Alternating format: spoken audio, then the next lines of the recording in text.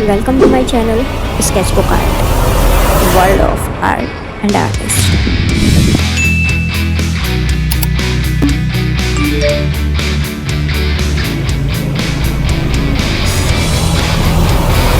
तो ये है हमारी ऑब्जेक्ट ड्राइंग का सेकंड पार्ट। फर्स्ट पार्ट जिसमें मैं कैटल बना रही थी, उसकी शेडिंग सिर्फ ऊपर के सरफेस तक ही थी। आज मैं उसको पूरा बनाकर दिखाऊंगी और शेडिंग के जो भी चीज़ें और टिप्स होती हैं, जो बारीकियाँ आपको ध्यान रखनी होती हैं, उनके बारे में भी मैं आपको बताऊंगी। तो आपको लास्ट तक जुड़े रहना है और आई नो कि ये देखने के बाद आपकी स्केचिंग बहुत ही ज़्यादा इम्प्रूव होगी। और अगर आपने पार्ट फर्स्ट नहीं देखा है तो ज़रूर देखें, और अगर आप चैनल पे नए हैं तो सब्सक्राइब करना तो बिल्कुल ही ना भूलें, क्योंकि इसी टाइप की ट्यूटोरियल वीडियो मैं डेली अपलोड करती हूँ। यहाँ पे मैं यूज़ कर रही हूँ फेबर कैस्टल की 2B पेंसिल। और जैसा कि आप देख पा रहे होंगे कि मेरा शेडिंग मेथड इसमें क्या है, तो मैंने लाइनें खींची हैं ऊपर से नीचे की साइड में, और जो ऊपर का है एरिया वहाँ पे मैंने डार्कनेस रखी है और नीचे लाते हुए लाइट किया है। तो ऐसे पेंसिल चलाने की प्रैक्टिस आपको नॉर्मल डेली बेसिस पे करनी है, तो आपकी ऐसी स्केचिंग इम्प्रूव हो जाएगी। और जो मेथड इसमें मैं यूज़ कर रही हूँ स्केचिंग का, उस पर आपको ध्यान देना है। एंड मैं स्केचिंग के लिए अलग अलग पेंसिल यूज़ करती हूँ क्योंकि मुझे उन पेंसिल्स की क्वालिटी में डिफरेंस लगता है। तो मैं ऑब्जेक्ट ड्राइंग के लिए दूसरी पेंसिल्स यूज़ करती हूँ, और अगर मैं पोर्ट्रेट ड्रॉ कर रही हूँ फेस स्केचिंग, तो उसके लिए मैं अलग पेंसिल यूज़ करती हूँ। पेंसिल से रिलेटेड मेरा वीडियो मैं जल्द ही अपलोड करूँगी, मेरे जितने भी पेंसिल्स हैं जिनको मैं यूज़ करती हूँ और कहाँ कहाँ एरिया पे मैं यूज़ करती हूँ और उनकी क्वालिटी क्या है, वो सब मैं डिटेल में आपके साथ डिस्कशन करूँगी और उसका रिव्यू भी दूँगी, उसकी शेडिंग्स भी करके दिखाऊँगी। तो अपडेटेड रहें मेरे चैनल पे, मैं जल्दी वीडियो अपलोड करूँगी पेंसिल के रिगार्डिंग। जैसा कि आप देख पा रहे होंगे कि शेडिंग करने के बाद मैंने इसे ब्रश से अच्छे से ब्लेंड कर दिया है, क्योंकि कैटल में जो स्मूथ टेक्सचर होता है मुझे वो चाहिए था। जब भी आपको स्मूथ टेक्सचर की नीड हो तो आपको उसे ब्लेंड करना है ब्रश की हेल्प से। देन मैं फेबर कैस्टल की 3B पेंसिल यूज़ कर रही हूँ। फेबर कैस्टल में डिफरेंट शेड्स आते हैं, जिनका रिव्यू मैं जब डालूँगी तो आपको पता चल जाएगा। तो जिस तरीके से मैं डार्क एरिया में शेडिंग दे रही हूँ, सेम वही प्रोसेस है कि आपको लाइंस खींचनी है और डार्क टू लाइट लेके आना है, और ध्यान रखना है कि किस एरिया में डार्क पोर्शन है और किस एरिया में लाइट पोर्शन है। इसका शेप मैं बेसिकली राउंड शेप में दे रही हूँ, क्योंकि कैटल जो है वो राउंड शेप में है, तो साइड साइड से मैं भी उसको राउंड शेप में करके लाइनें खींच रही हूँ। अगर आपको डिफरेंट शेप में लाइनें ड्रॉ करनी नहीं आती हैं तो आई सजेस्ट यू कि आपको डेली बेस पे प्रैक्टिस करनी चाहिए, और इन्हें 1 मंथ ईजिली और 15 मंथ मिनिमम आप आराम से सीख जाएंगे। जिस तरीके से मैं पेपर को अपने कंफर्ट के हिसाब से मूव कर ले रही हूँ, कि जिस हिसाब से मेरा हैंड में ज़्यादा कंफर्ट लगे उस हिसाब से मैं पेपर को मूव कर रही हूँ, तो आप भी इस टाइप से मूव करके पेपर को शेडिंग बना सकते हैं। इससे आपकी शेडिंग बहुत अच्छी बनेगी, बट आपको इस चीज़ पे प्रैक्टिस ज़्यादा करना है कि आप एक ही पेपर एक जगह रखे हुए अपने हैंड को मूव करके बनाएं। मैं भी इस चीज़ की प्रैक्टिस करती हूँ because I am also a student, और मेरे जो खुद के एक्सपीरियंस होते हैं उन्हें ही मैं आपको सजेस्ट करती हूँ मेरी सारी वीडियो में। तो आई होप कि आपको चीज़ें समझ आ रही होंगी और आपके लिए ये मेथड इजी होगा।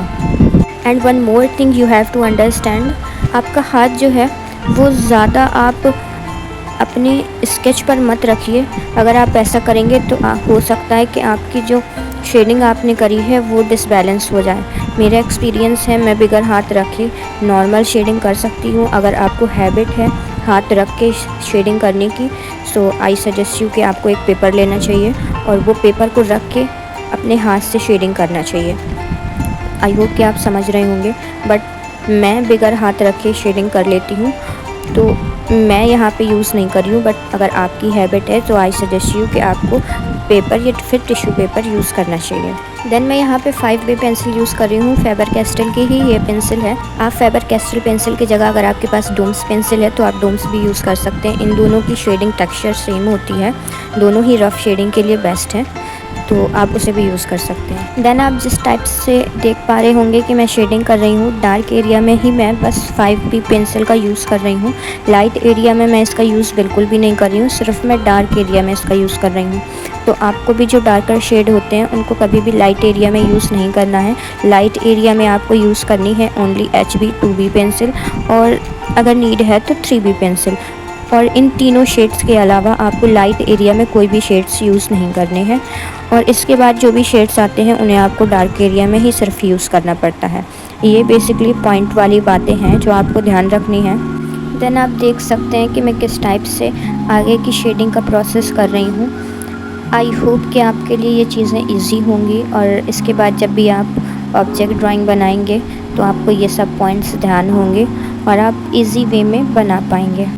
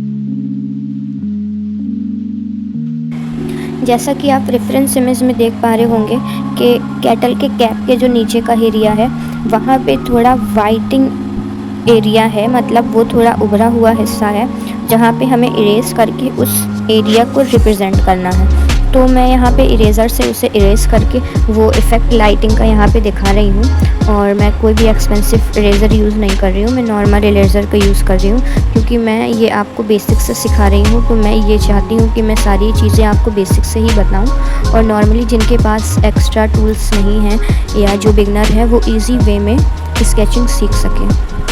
देन फर्स्ट वीडियो जो मैंने ट्यूटोरियल की अपलोड करी थी जिसमें मैंने कैटल का कैप एरिया में शेडिंग दी थी चारकोल से, तो सेम प्रोसेस आपको नीचे भी करनी है। तो अगर आपने वो फर्स्ट वीडियो नहीं देखी है तो आप जाकर ज़रूर देखें कि चारकोल को मैंने किस टाइप से शेड दिया है। तो उसी टाइप से अब आपको भी नीचे साइड में शेडिंग कर लेनी है।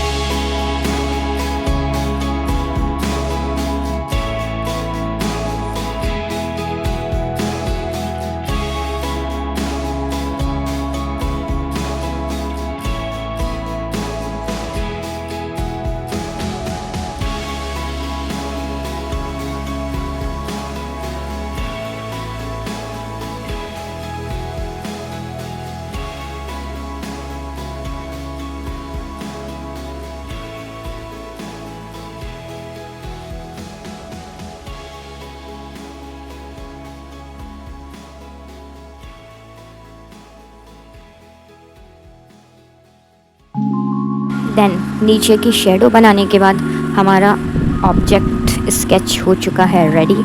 आई होप कि आपको चीज़ें काफ़ी ज़्यादा इजी लगी होंगी, और इसके बाद जब ये आप ऑब्जेक्ट ड्राइंग बनाएंगे तो आपको ये सारे ही पॉइंट्स ध्यान रखेंगे, जिसकी वजह से आपकी स्केचिंग इम्प्रूव हो सके और आपके लिए इजी हो ड्रॉ करना।